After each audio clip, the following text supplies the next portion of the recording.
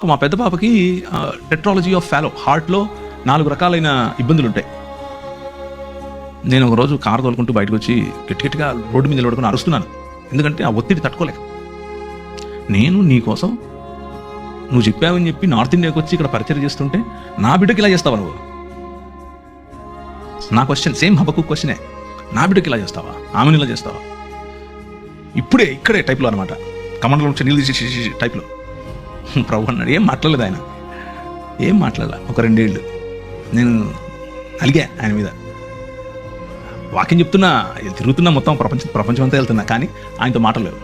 అలిగాను అనమాట. Then one day God spoke to me and said, చూస్తూ ఉండు నువ్వు.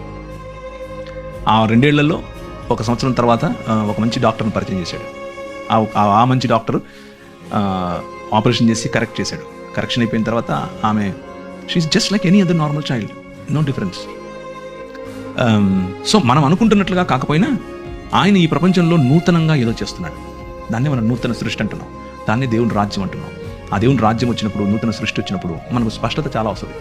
కీర్తనల్లో 1/3 కనీసం ఒక 30% కీర్తనలు అన్నీ ఇవే. ఏంది ఇలా అయిపోతుంది, రాత్రిపూట తలగడంతా తడిచిపోతుంది, అయినా నువ్వు చూడవా, నువ్వు వినవా, నువ్వు కలుగు చేసుకోవా అనేవే కీర్తనలు. So the book of Bible is full of emotion from humans. మనుషుల నుంచి ఇమోషన్ ఎక్కువ ఉంటుంది. దేవుని వైపు, దేవునితో కొట్లాడటం, దేవునితో అలగటం, దేవునితో స్ట్రగుల్.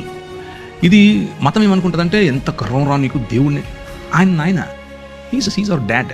ఆయనకి ఇష్టం. అండ్ ఒకవేళ కూర్చున్న మీలో ఎవరైనా సరే, if you have this question, దేవునితో నేను ఇలా చేయొచ్చా? Yes, you can.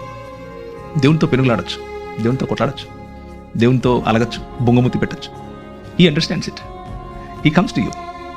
మీరు అలగటాన్ని, మీరు కోప్పటాన్ని ఆయన అర్థం చేసుకుని నాకు ఒక పద్ధతి ఉంది, ఆ పద్ధతిలో నేను చేస్తున్నాను అన్న కమ్యూనికేషన్ మనకి ఇస్తాడు.